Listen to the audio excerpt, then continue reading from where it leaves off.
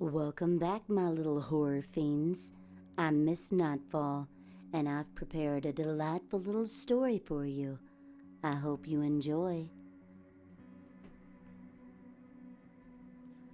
The next thing I knew, I was running, my breath echoing through the empty, desolate streets that were once so full of life and joy, now empty and devoid of life.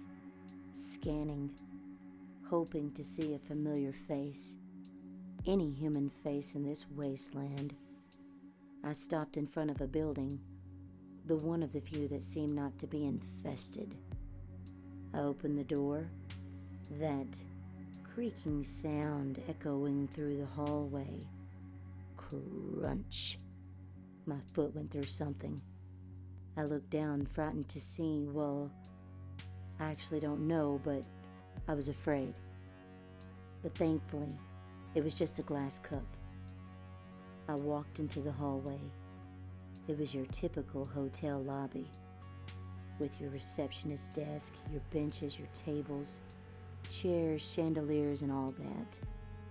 I heard the sound of footsteps behind me. I turned around. Nothing. Anyone there? My voice echoed throughout the hallway. Suddenly, I saw a white flash in the corner of my eye.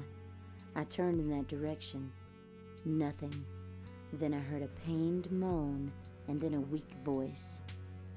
"Help me, please." "Hold on, I'm coming," I said, sprinting towards the sound.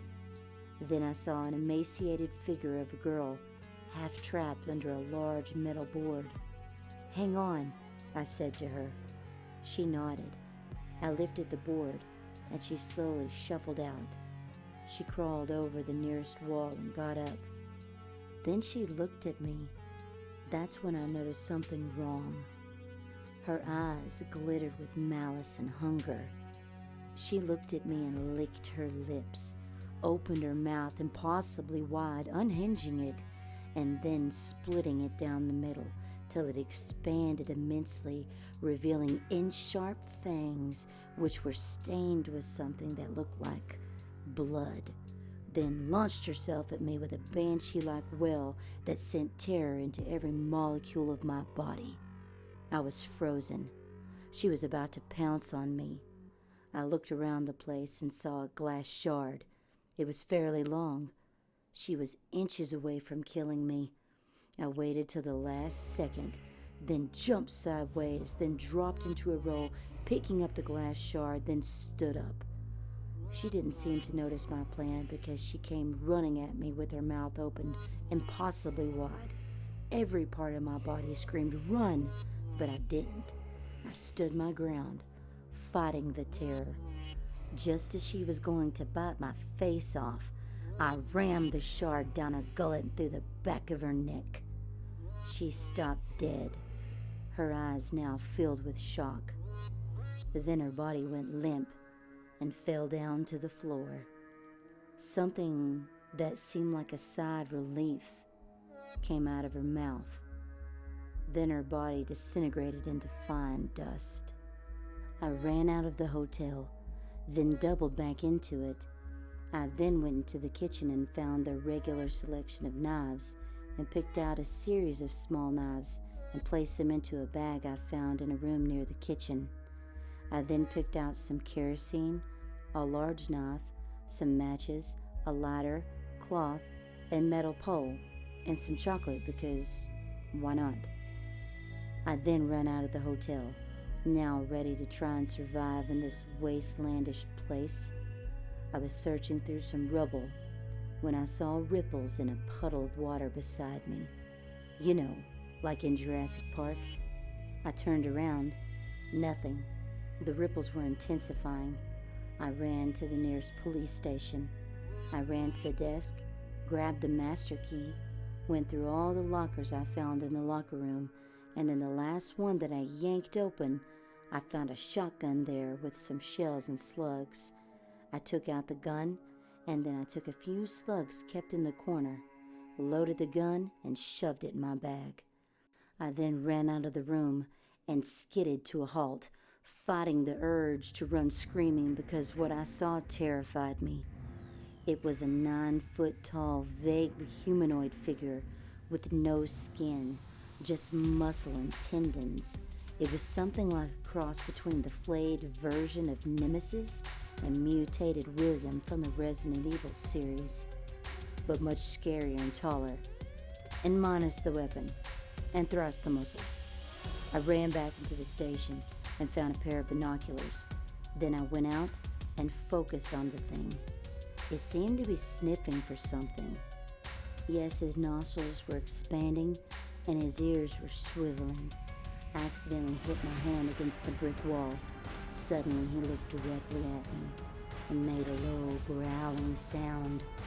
But then he came running at me with surprising speed and agility. I waited for a bit, slowly taking out the shotgun, planning on doing the same thing I did with the Banshee. Waiting till he almost could bite me, then jumping aside while firing a slug into his gullet. I looked back, expecting to see a lifeless corpse, but he was only dazed. He got up and looked straight into my eyes. His mouth opened, and an impossibly deep and rasping voice said, "I cannot be killed that easily." So I did what anyone else would do. I turned around and ran, occasionally shooting backwards to slow him down. My legs screamed in protest. My chest felt like it was full of glass shards, but I kept on running until I found an abandoned railroad tunnel, which I used to explore. I went in, hoping his size would restrict him as the wall was only 8 feet tall, but I set my hopes too high. He burst open, shrinking to about 7.9 feet, and came charging at me. My other consolation was that the tunnels were pitch black.